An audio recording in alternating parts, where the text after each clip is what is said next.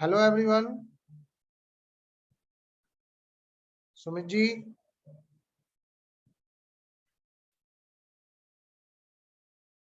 चलिए मैं स्टार्ट करता हूँ, कोई इशू नहीं है।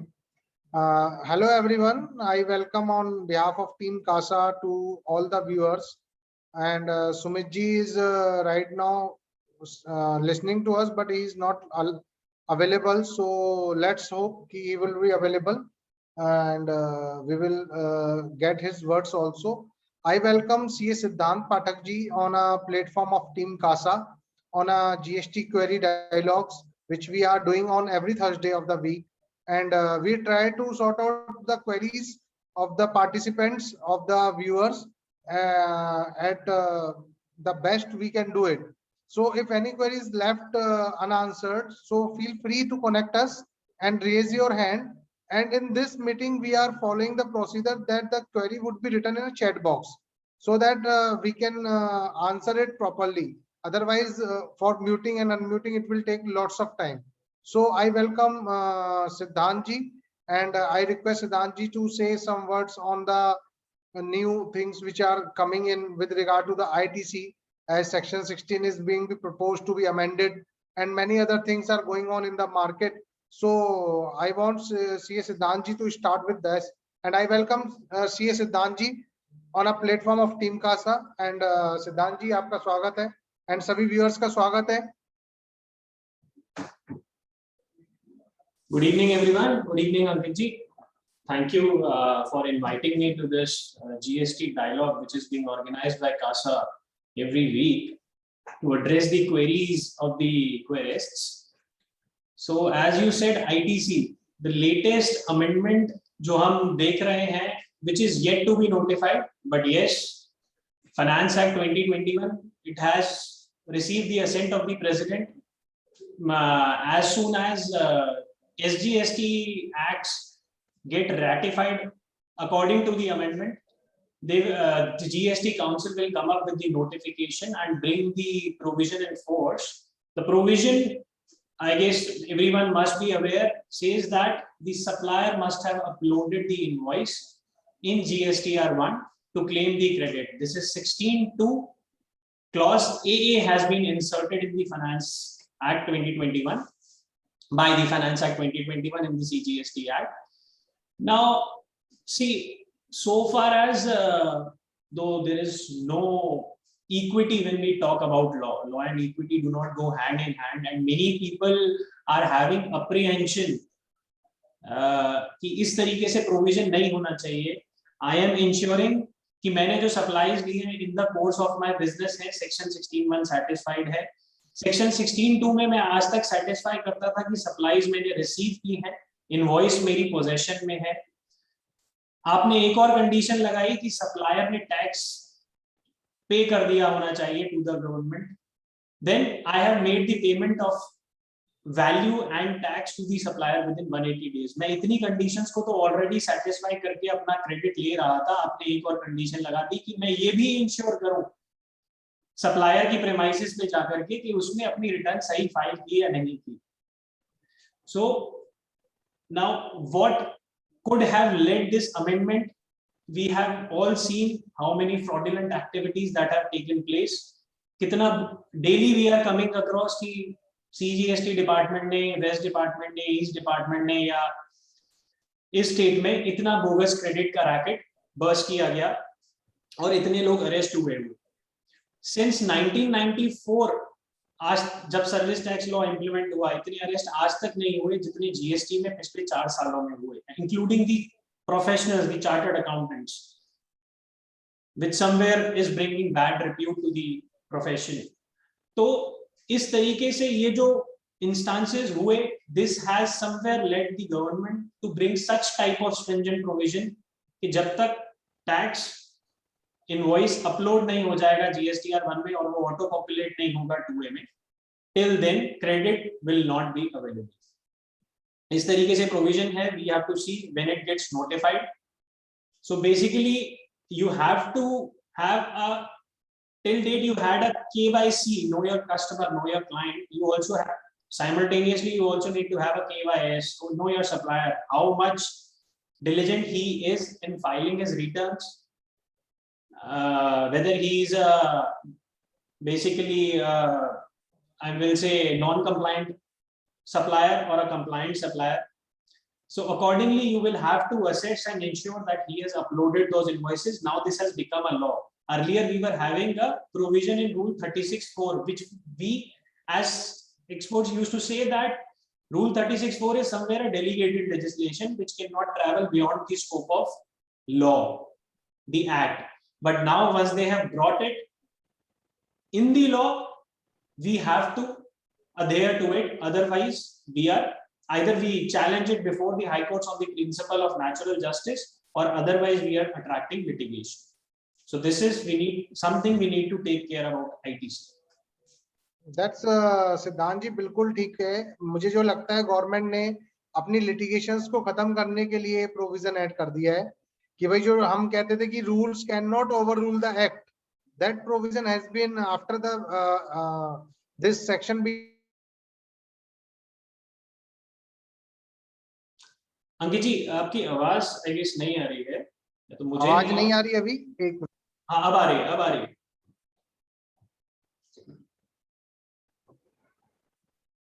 अभी आवाज आ रही है जी? हाँ जी, अब आ रही है.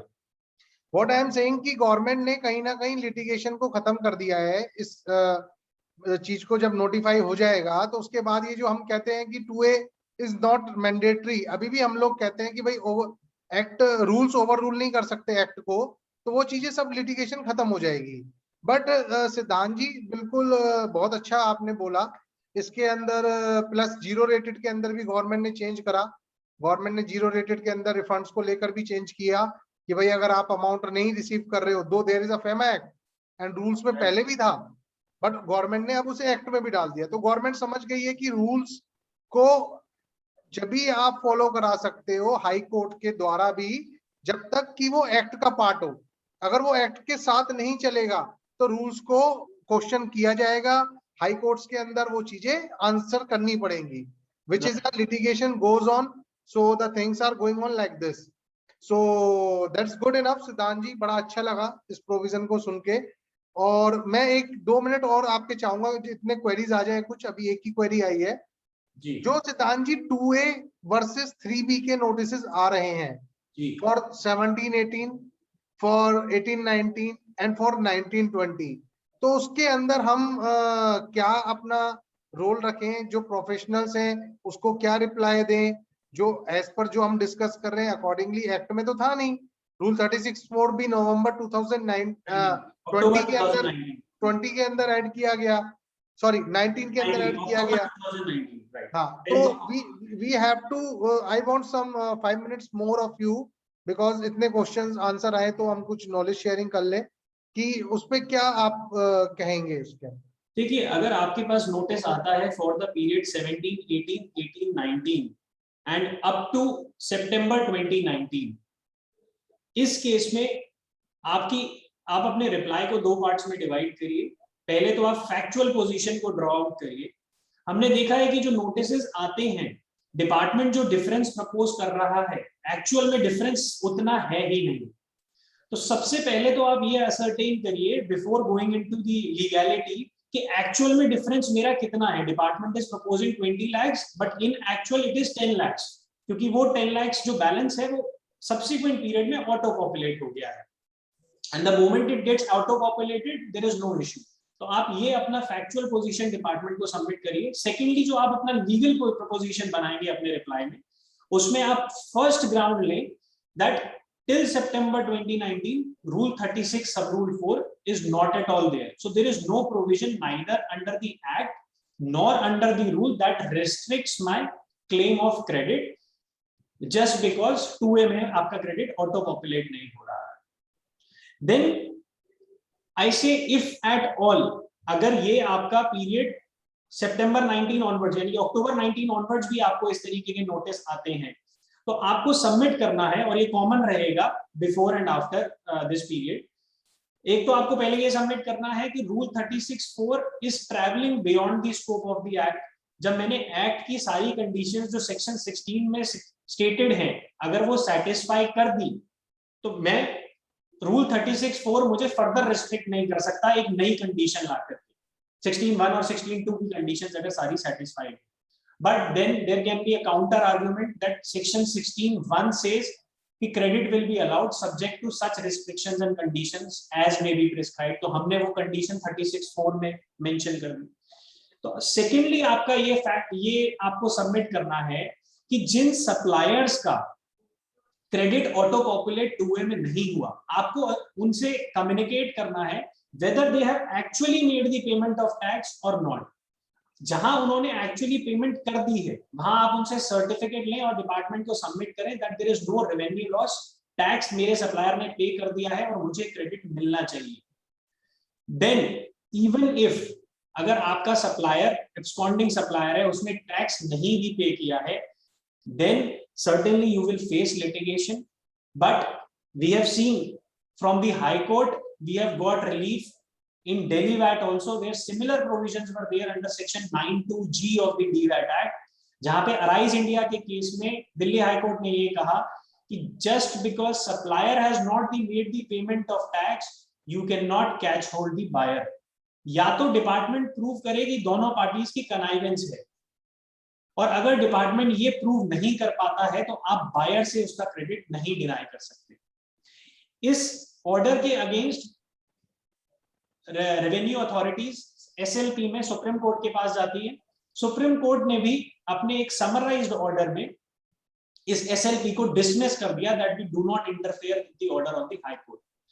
अब यहाँ पे जो एक प्रॉब्लम आती है, अगर सुप्रीम कोर्ट इसको डिटेल में डिस्कशन कर लेता और एक डिटेल्ड ऑर्डर दे देता तो आर्टिकल 141 ऑफ द कॉन्स्टिट्यूशन के तहत वो लॉ ऑफ द लैंड बन जाता और GST में भी कंटिन्यू होता। But because they have समरली dismissed it we again have to face litigation under GST, but we can get relief अगर आपके पास sufficient evidences हैं, आप अपनी bona fide proof कर सकते हैं। तो Delhi High Court is in favor of you and we have seen recently Rajasthan High Court has also pronounced such a favorable order। तो इस तरीके से आपने अपने रिप्लाई को फ्रेम करना है कि पहले आप फैक्चुअल पोजीशन सबमिट करें, देन लीगल पोजीशन में आप अगर पीरियड 36(4) नहीं था आप ये सबमिट करें कि कोई रेलेवेंट प्रोविजन नहीं है जिस बेसिस पे आप मेरा क्रेडिट डिनाई कर रहे हैं।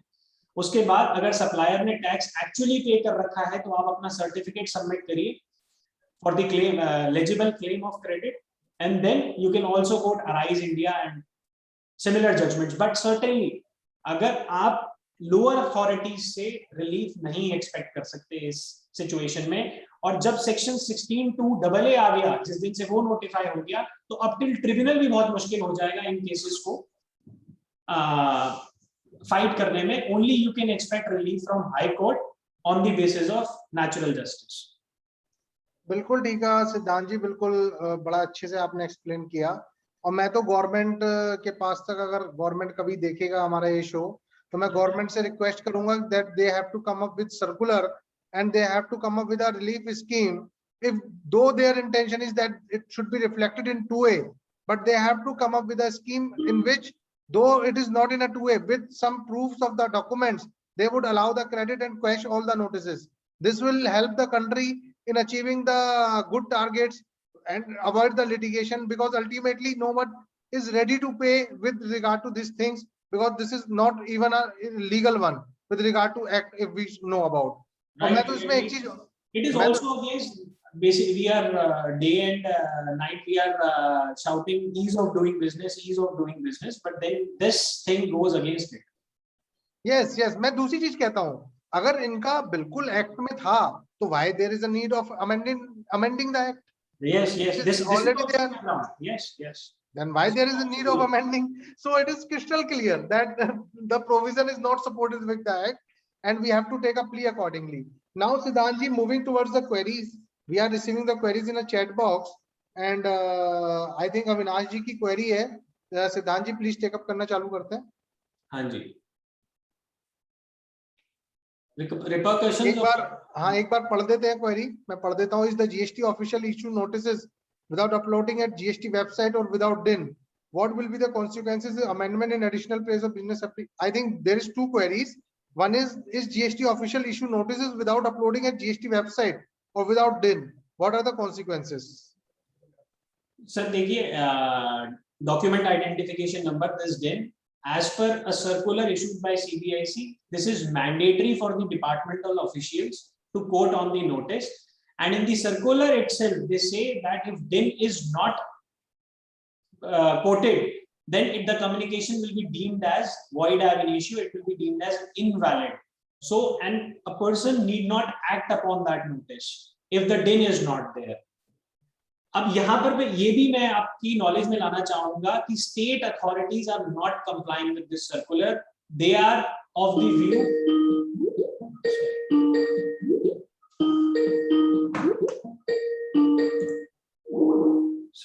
so they are of the view कि जो CBIC के circulars हैं, they are only applicable to the central authorities and not to the state authorities. ये एक अपने आप में अलग कंट्रोवर्सी है, बट अगर आपको कम्युनिकेशन सेंट्रल अथॉरिटी से आई है और उसके ऊपर डिन नहीं है, तो डेफिनेटली आपको एक्ट अपॉन नहीं करना चाहिए, आपको उसको इग्नोर कीजिए, because it is a invalid communication unless and until the communication relates to a search. Search के केस में they are not liable to quote a DIN. तो इसके अलावा जितनी भी कम्युनिकेशन है उसमें डिन मैंडेटरी है और आपको तभी एक्ट अपॉन करना है. I will also bring to your knowledge a provision, I am forgetting the section number if Ankit ji can help me, which says that if I respond और I act upon any notice which was invalid, अगर मेरे पास कोई notice आया, उसमें documents मांगे या मुझसे information मांगी या मुझे समन किया गया, उसमें कोई भी टेक्निकल डिस्क्रिपेंसी थी बट आपने एक्ट अपॉन कर दिया, then that notice will be considered as a valid notice.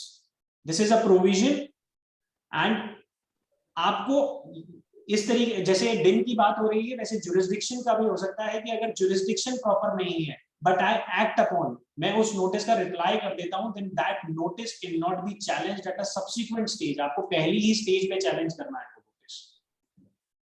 सिद्धांत जी, एक क्वेश्चन इसमें और था कि if the notice is uploaded on a GST website, if it is not be uploaded, then what are the legal consequences? See, as per section 164, valid service of notice, it can be, it 164 में general manner of basically service of notice is prescribed, और rules में जहां specific manner prescribed है, अगर वहां पे उन्होंने specifically state किया है कि it has to be uploaded on the portal but officer has not uploaded it, then also this is a valid argument to plead कि आपका सर्विस ऑफ नोटिस इनवैलिड है and therefore the notice is liable to be quashed. But अगर उसका specific उस provision में specific नहीं mention कि upload होना चाहिए, लेकिन उन्होंने पोर्टल पे अपलोड ना करके आपको मेल पे सर्व किया या आपको पोस्टल एड्रेस पे पोस्ट कर दिया या बाय हैंड दे दिया, then it will be considered as a valid service because of section 164. Now moving towards second question of Avinash ji, what will be the consequences if the amendment in additional place of business application filed late? Sir, additional place of business आपने अगर late, वैसे तो law में time period prescribed है किसी भी amendment के लिए 30 days, but additional place of business is basically a compliance which you need to do and you must do. अगर आप नहीं करते हैं और आपके उस पीरियड में अगर कोई सर्च हो जाती है, इंस्पेक्शन हो जाती है and stock is not found और it is found at a different place which has not been included in the additional place of business, तो प्रॉब्लम हो सकती है. Therefore you must do it within the time prescribed by the law, that is 30 days. लेकिन अगर आपने नहीं भी की है और आप आज भी करते हैं तो डिपार्टमेंट जनरल पेनल्टी मैक्सिमम 50,000 लेवाई कर सकता है. हालांकि प्रैक्टिकली ये देखा गया है कि कभी इन केसेस में पेनल्टी प्रपोज होती नहीं है, इम्पोज होती नहीं. तो आप जब भी आपकी नॉलेज में आया है आप उसे ये अमेंडमेंट कर दें. Now moving towards further repercussions of late intimation of additional place, वो हो गया answered. Can the officer deny ITC on the purchase received at unregistered additional place of business? देखिए, अगर आप एक स्टेट में रजिस्टर्ड हैं और आपकी एक प्रेमाइसेस रजिस्टर्ड है, आपने परचेज दूसरी साइट के एड्रेस पे ली है, तो एज पर ज्यूरिस्प्रूडेंस तो आपको क्रेडिट मिल जाएगा, कोई इश्यू नहीं है इसमें. ऑफिसर कैन से कि वो एड्रेस जो है वो रजिस्टर्ड एड्रेस नहीं है, but so far as you are registered in that state आपको क्रेडिट मिल जाएगा. और ज्यूरिस्प्रूडेंस जो हमने प्री जीएसटी रिजीम में जो जजमेंट्स देखे हैं उसके accordingly credit has always been allowed in these cases कि अगर हेड ऑफिस के पास बिल आया बट सप्लाईज मेरे ब्रांच ऑफिस के पास आई हैं तो उस केस में क्रेडिट डिनाई नहीं होता है. यस, ऑफिसर कैन क्वेश्चन, आपको इंश्योर करना है that every place of business is quoted as an additional place of business in your registration. Devendra ji की क्वेरी है जीएसटी रजिस्ट्रेशन. आवाज प्रॉपर आ रही है? हाँ, आपकी आवाज बिल्कुल परफेक्ट आ रही है जी, बिल्कुल perfect. GST registration is cancelled by the department and already 90 days lapsed. Now how I revoke the GST registration again? देखिए, as per section 30 read with rule 80 somewhere in 80, revocation आपको 30 डेज के अंदर file करनी होती है. इसके बाद आप एप्लीकेशन फाइल कर सकते हैं जुरिस्डिक्शनल ऑफिसर के पास to condone that delay, assistant commissioner और डिप्टी कमिश्नर के पास. बट अगर आपको ये डिले कंडोन नहीं हो रहा है then you always have the option to file an appeal before the commissioner appeal. And अगर ये अब जैसे कि ये क्वेरी आ रही है रिसेंट का केस होगा तो अपील में 107 में भी 90 डेज हैं आपके पास प्लस 30 डेज हैं for condonation of delay. But supreme court का 27 अप्रैल 2021 का जो ऑर्डर है due to covid pandemic, this is prevailing right now and there is no restriction on time limit which is prevailing. तो आप फटाफट अपनी appeal file करें cancellation order के अगेंस्ट, क्योंकि रिवोकेशन का टाइम निकल चुका है. बट जहां पे 30 डेज एक्सपायर नहीं हुए हैं, अभी ये रिसेंट जजमेंट है just 2 or 3 days back, revocation का जो टाइम पीरियड है that is 30 days from the date of cancellation. अगर आप वो नहीं लैप्स हुआ है और आप डायरेक्टली अपील फाइल करेंगे तो even high court has said that you have not exhausted the legal remedy. आपको रिवोकेशन पहले फाइल करनी चाहिए थी and then only if it gets rejected आपको अपील फाइल करनी चाहिए. तो आपको पहले रिवोकेशन अप्लाई करनी चाहिए within 30 days. If not, अगर नहीं की गई है तो आप अपील फाइल करिए. पीयूष अरोड़ा जी की क्वेरी है, I have applied for the GST cancellation in March 20 and have filed the returns till said date. Now the government has not cancelled my registration. Also, I am getting notice for non-filing. सिद्धांत जी, पीयूष जी की query है कि has not cancelled my registration. Sir, as per section 29 read with the relevant rules, अगर आप जिस date में आपने cancellation apply कर दिया है लीगली आपका रजिस्ट्रेशन सस्पेंड हो जाता है और आपकी कोई ऑब्लिगेशन नहीं है फर्दर रिटर्न्स फाइल करने के लिए. इसके बाद आपको अपने जुरिस्डिक्शनल ऑफिसर को एक बार परस्यू करना है. सी एज पर लॉ तो आपने एप्लीकेशन फाइल कर दी, दिस इज सफिशिएंट. अगर उसको कोई ऑब्जेक्शन है तो वो आपको शो कॉज नोटिस ऑनलाइन करेगा. बट इस केस में जैसे कि हम भी प्रैक्टिकली देख रहे हैं डिपार्टमेंट कोई एक्शन नहीं ले रहा है, तो एक बार आप अप्रोच करें जुरिस्डिक्शनल ऑफिसर को और अपना एक कैंसिलेशन ऑर्डर ले लें जल्द से जल्द. how much time to dispose of new application for registration as presently too much time taken by the department? Law में टाइम पीरियड 30 डेज का प्रिस्क्राइब्ड है और जनरली ये देखा गया है कि या तो वो रिजेक्ट कर देते हैं या वो एक्सेप्ट कर लेते हैं विद इन 30 डेज. हाँ, इसमें मैं ऐड ऑन करना चाहूंगा सिद्धांत जी. इसके अंदर basically we have done the Aadhaar authentication and then there is a 7 days time tag, 7 working days are there.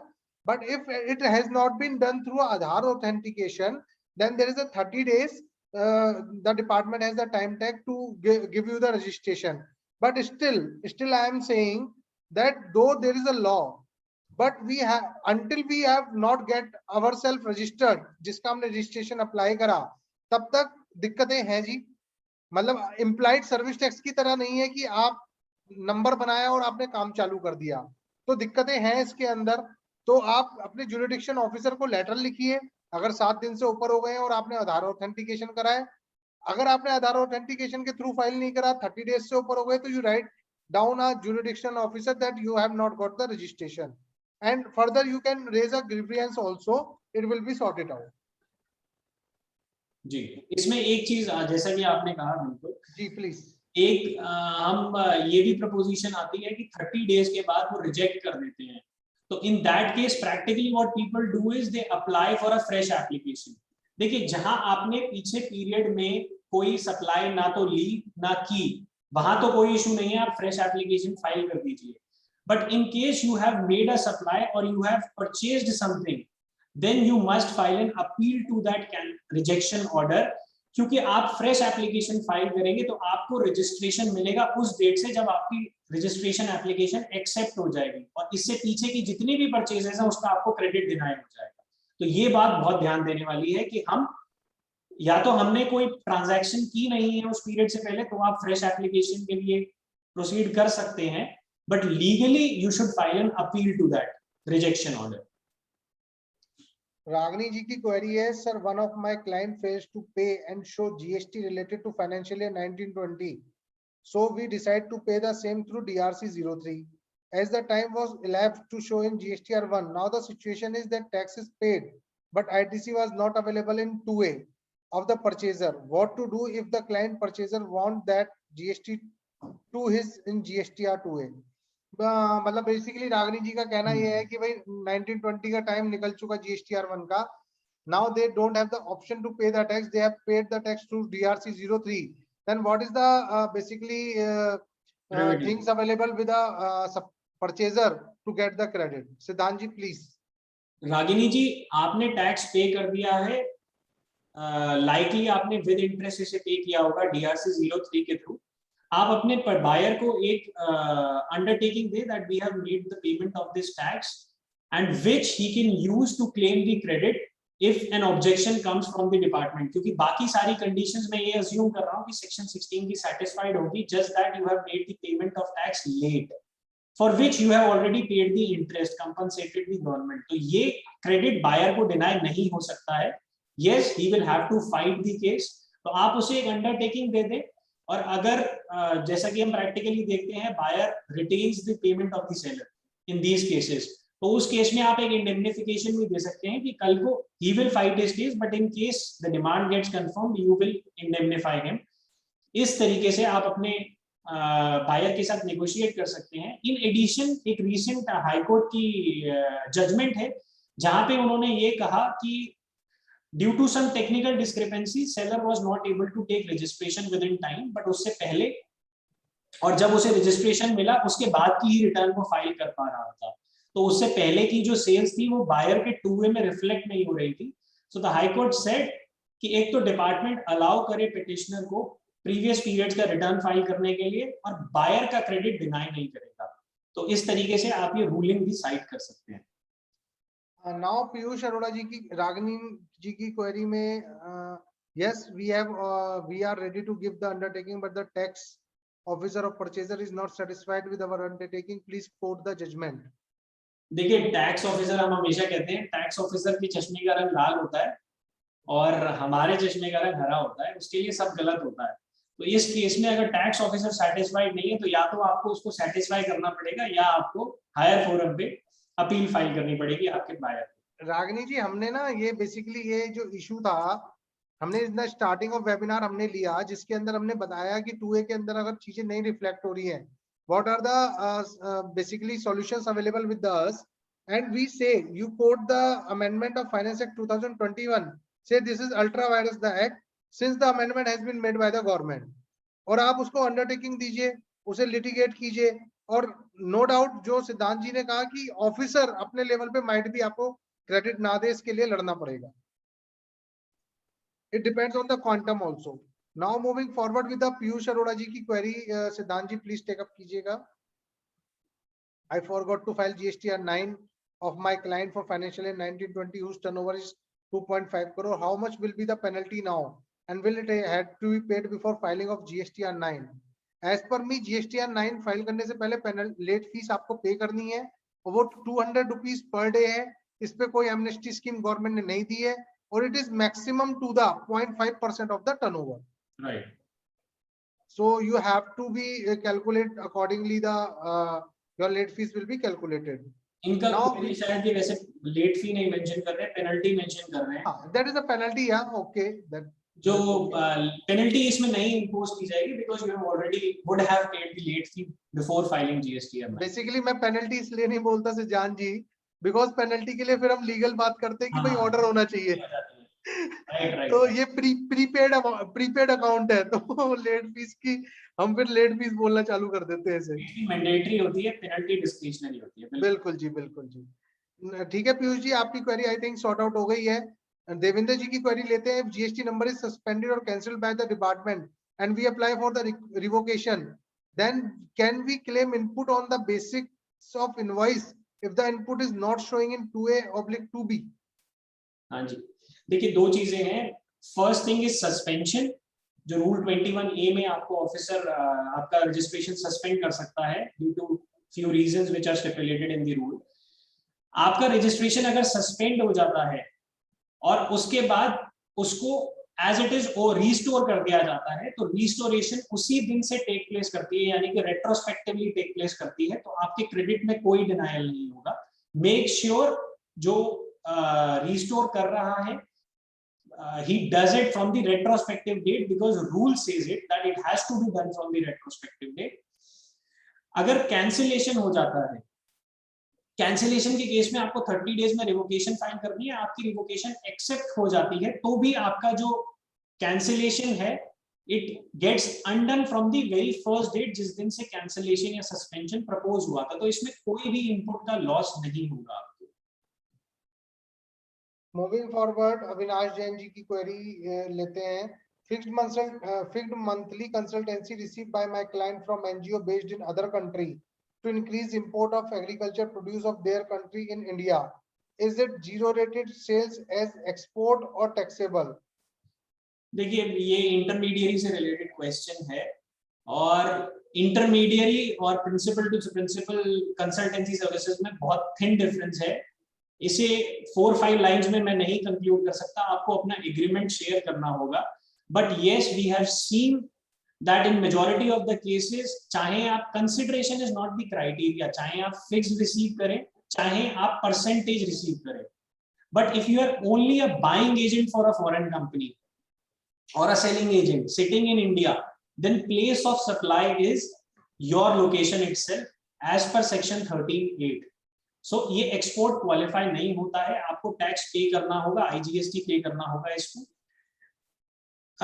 section 13(8) को challenge भी किया गया before 2 high courts, and both the high courts, in the one high court said that ये ultra virus नहीं है to the constitution। 13(8) पे अगर government tax लेना चाहती है intermediary से, it is very well empowered to do so।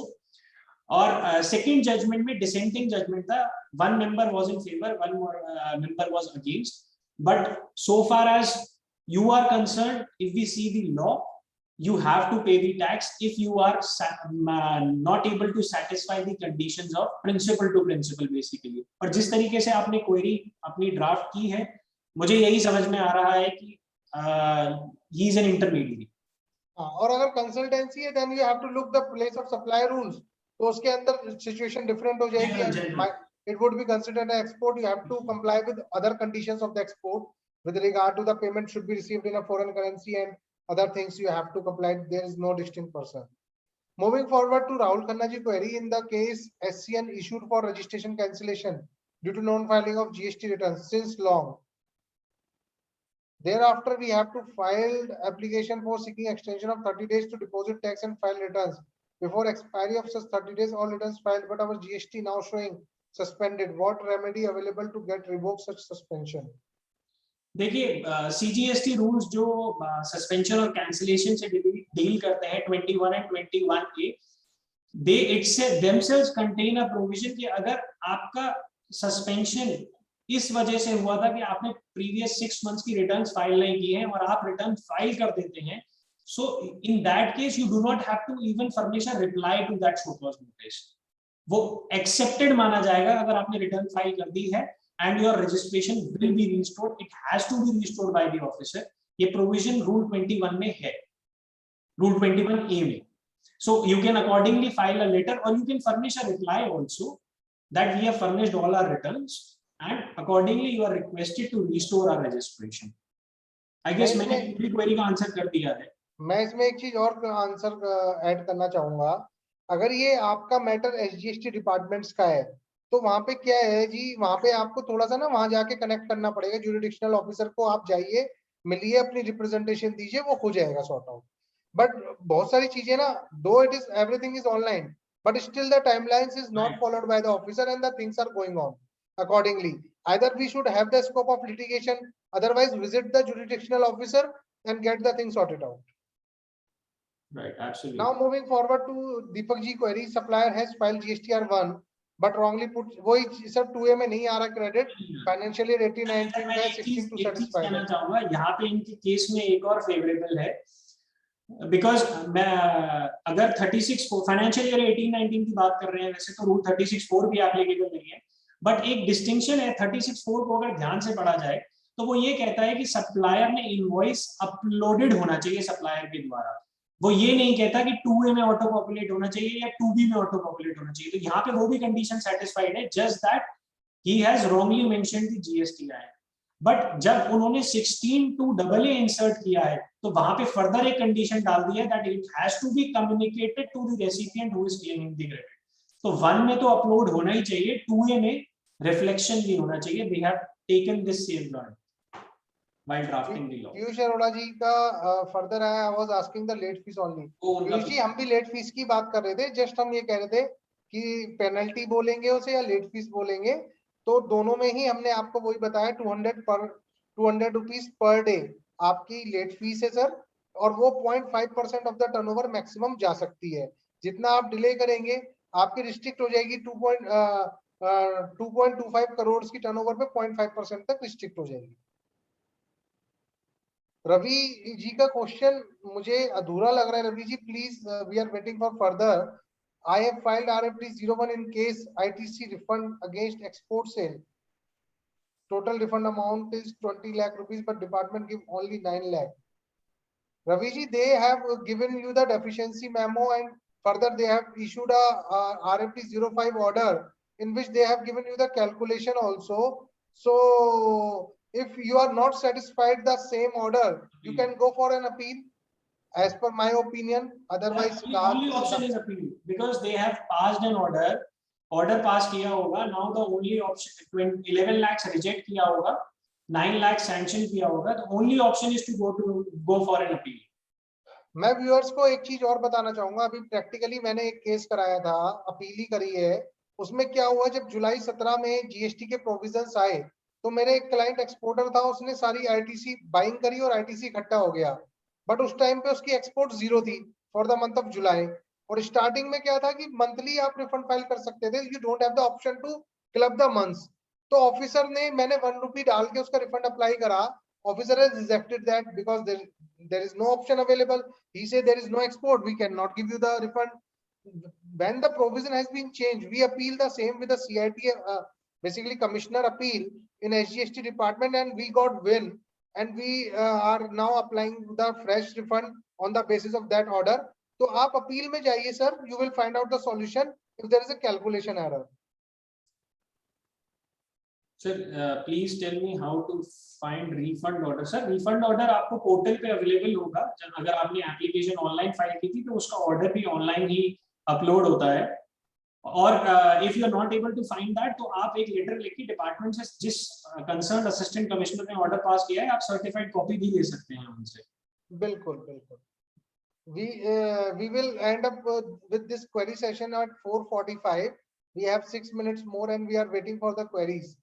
Avinash ji की एक क्वेरी आई, in case of issue of bill against work contract service, can you put the light how to issue e way bill, is it mandatory?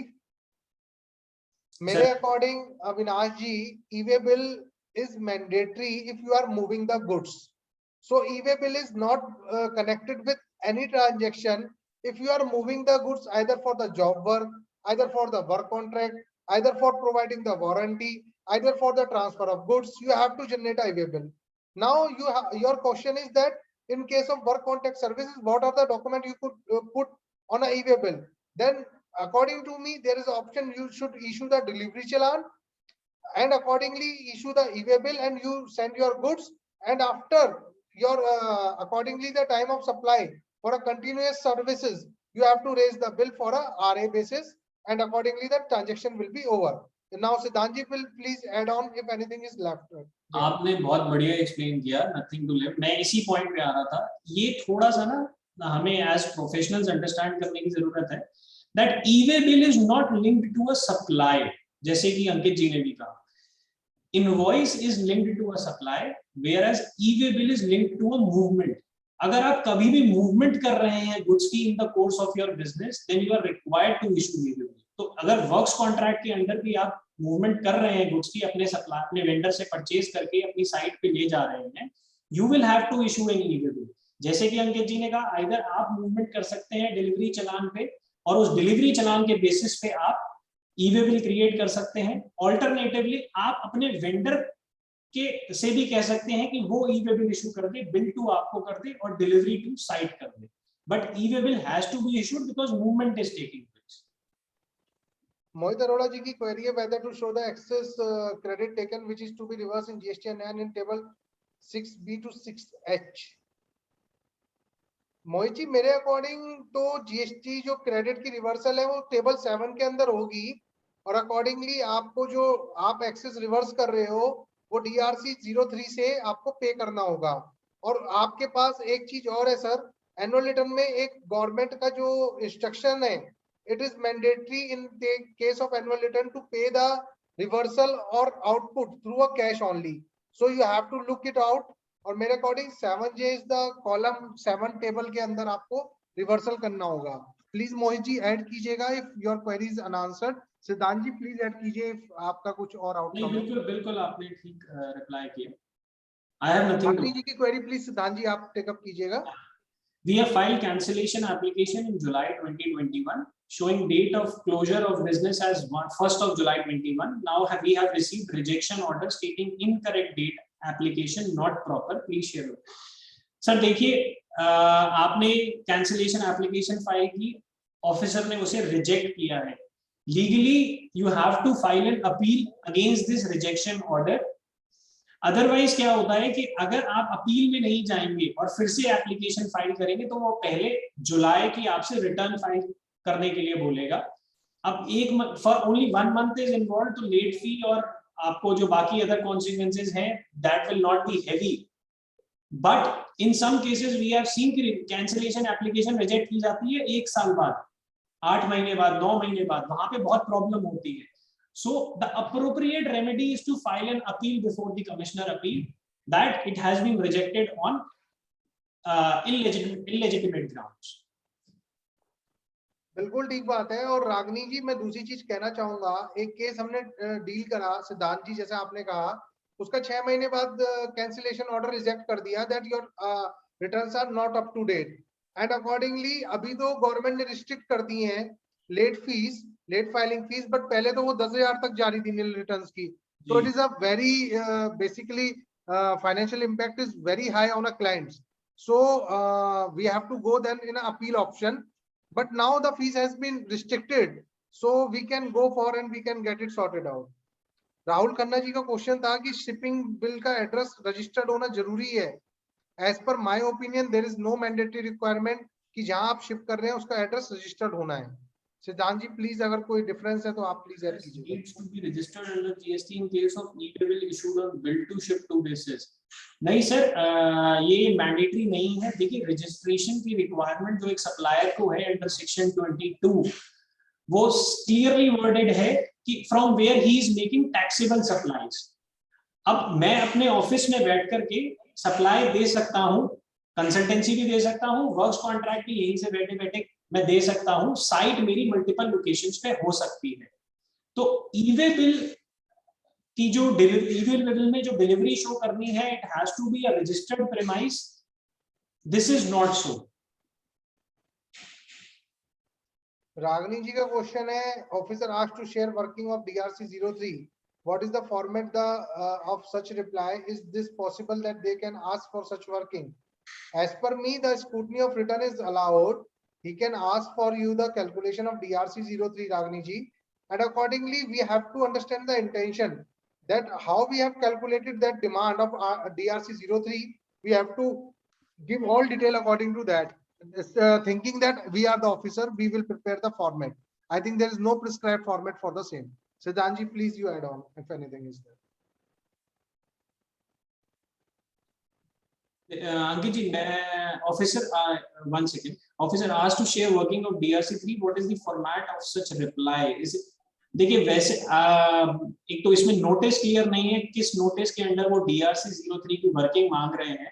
But अगर मांग रहे हैं, then you always see if an officer is doing some verification, you must reply to it. You state on what reasons you have made this payment. It is very valid. So submit your facts. You have made a payment. There is no issue. So submit your facts and accordingly give your reply. Ankit ji, I was on the previous query. जो shipping address to e-way bill में ना वो मेरा रह गया था. Please.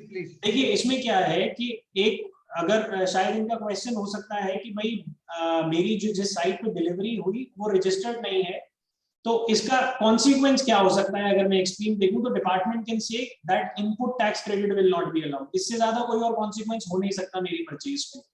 But if you see section 16(2), the clause basically clause A which says that goods or services have to be received, तो वहां पर एक proviso है which says कि if on my direction the goods have been delivered to the recipient also, then also it will be considered as deemed received. तो यहाँ पर मेरी रेसिपिएंट की प्रेमाइसेस पे वो डिलीवर हुआ है, तो इस बेसिस पे भी कोई क्रेडिट का डिनायल नहीं बनता है. That is all. Rahul ji की क्वेरी कंटिन्यूड है. In continuation shipping bill address is my customer place of business who is registered in GST, but the officer instead such requirement during the movement of goods to another place. Sir ये legal proposition तो नहीं है, officer का view हो सकता है, but that is not true. जैसे कि मैंने बताया, अगर आपका कस्टमर रिसीव करता है goods, that is also considered as a, जो हम basically bill to ship to model में करते हैं, गुड्स मेरे पास रिसीव नहीं होते हैं, मेरे कस्टमर के पास रिसीव होते हैं. It is considered as a valid delivery और लॉ ने भी इस बात को एक्नॉलेज करके क्रेडिट अलाउ किया है.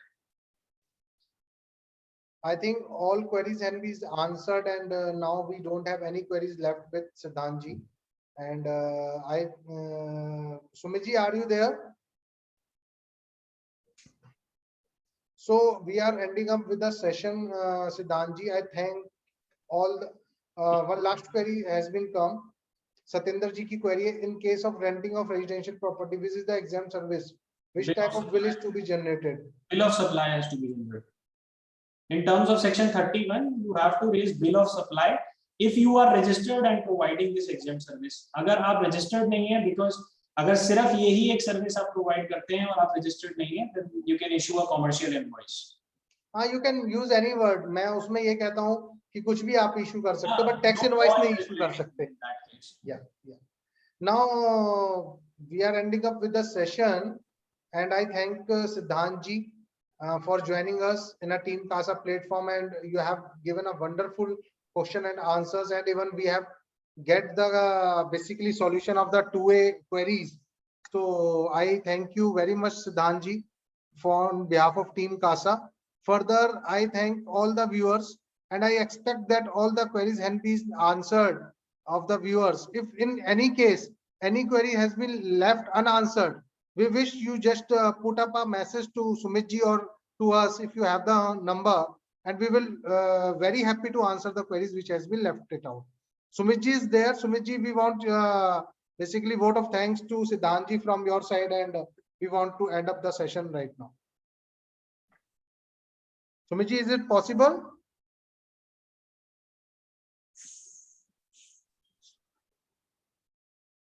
Sumit ji, are you able to hear?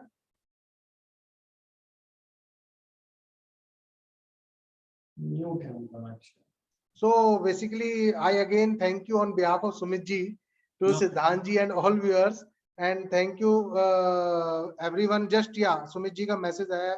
I have to unmute him. Yeah, just yes. Ji, thank you very much, and I am not able to unmute. So, and thank you, Siddhant ji, for your wonderful deliberation and discussion on the GST dialogue show, and thank you to Ankit ji for coordinating today's event. And this is 22nd episode, and we always try to handle this weekly basis so that maximum member can get the benefit. So special thanks to Siddhant Pathak ji for joining today as a guest, and CA Ankit Garg ji for joining as a host. Thank you very much to all participants. for joining this. Thank you very much. Thank you everyone. Thank you Siddharth ji. Thank you Sumit ji. मैं तो in fact ये कहूंगा कि ये जो question and answer session है, this helps a lot. देखिए seminars तो वैसे बहुत हैं. आप अगर YouTube पे चले जाएं और सेक्शन टाइप कर दें जीएसटी में, हर प्रोविजन के ऊपर आपको 5 से 6 सेमिनार मिल जाएंगे. बट जो अल्टीमेट क्वेरी का आंसर होता है वो इस तरीके के Q&A राउंड्स में ही मिल पाता है. So it is a very good initiative. Sir हमें कुछ सीखने को भी मिलता है कि Definitely. क्वेश्चन जो हम आंसर करते हैं तो कहीं ना कहीं प्रोविजन से हटके भी हमें पता चलता है कि क्या प्रॉब्लम और क्या सॉल्यूशन है. It is always two way. Yes yes yes, हम भी कुछ सीखते हैं. Thank you very much sir. Thank you. Thank you everyone. Thank you. Bye. Thank you. Thank you.